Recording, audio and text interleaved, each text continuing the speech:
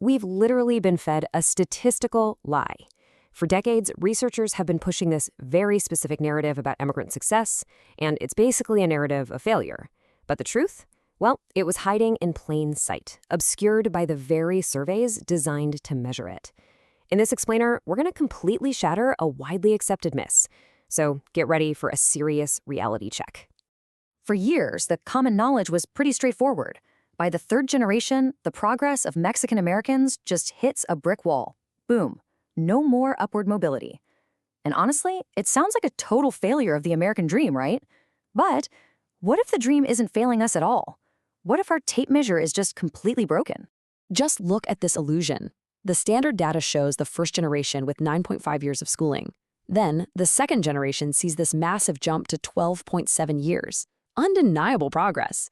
But then we hit the third generation. The data says 12.7 years. Zero growth. Literally a complete flatline. It looks like total stagnation. Section 1. How data deceives. But here is the explosive truth. Those standard surveys, they relied on a completely subjective filter. They basically just asked, are you Hispanic? But this revolutionary new research changes the game entirely. Instead of asking how people feel about their identity, it builds an objective family tree. It literally tracks the actual birthplaces of their grandparents. And that one simple shift exposes a total phantom crisis. The data actually reveals this crazy three-step vanishing act. Step 1, descendants achieve higher education. Step 2, they marry outside their ethnicity. And step 3, they just stop identifying as Mexican on standard surveys. They aren't failing, they're integrating. And by integrating, they're accidentally erasing their own massive success from the data pool. A staggering 20% of objective third-generation Mexican Americans completely vanish from the standard Hispanic data pools. Why? Just because they no longer check that specific label box. That's 1 in 5 people. They're out there, they are absolutely thriving, but the standard data acts like they don't even exist. Section 2. Hidden top students. So what actually happens when we fix our broken tape measure? We uncover an expectation-defying reality. The true third generation has a soaring 84.3% high school graduation rate. You guys, they didn't flatline at all. They surged forward. They definitely aren't stagnating. They're quietly excelling, and they are practically matching the 86.2% graduation rate of their fourth-generation white peers. This educational gap has almost entirely vanished. It is this massive socioeconomic triumph that the old data just completely ignored. The successful didn't stagnate. They simply changed their labels.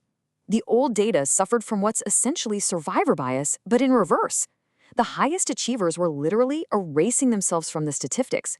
Think about it like measuring a school's success, but every straight-A student secretly transfers out right before the big test. That is exactly what was happening in our national census. Section 3. Who lost identity? The data leaves a super clear trail here. Individuals with only 1 or 2 Mexican-born grandparents average 14 years of schooling, but those with 3 or 4, just 12.25 years. The link here is undeniable. Folks with mixed heritage have significantly higher education, yet they are the fastest to drop the identifier. The most successful are the very first to vanish from the stats. This, my friends, is textbook ethnic attrition. It's a huge statistical trap. When successful people stop identifying with a minority group, it artificially lowers the average for everyone left behind. That permanent ceiling, it was never real. It was just a statistical mirage. Section 4. The fourth-gen dilemma. But just as we solve one mystery, a very real curveball hits us. For the true fourth generation, the high school graduation rate actually plummets back down to 68.3%. Nearly 32% of this group didn't graduate high school. It's a really sharp reversal. So, did they suddenly just lose their ambition? Absolutely not. The answer definitely isn't a lack of drive. It's geography, and it's history. See, 36% of the third generation had roots in California, but only 10% of the fourth generation do.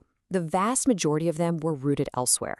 And back in the mid-20th century, exactly where your grandparents lived heavily dictated your entire destiny. Unlike the third generation, the fourth generation is disproportionately descended from ancestors in places like Texas. And before the Civil Rights era, Texas had severely segregated schools and institutionalized discrimination, while California offered a lot more relative tolerance.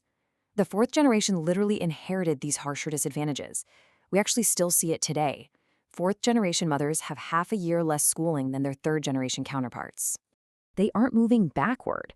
Their data reflects the lingering scars of historical barriers, not some sudden loss of ambition.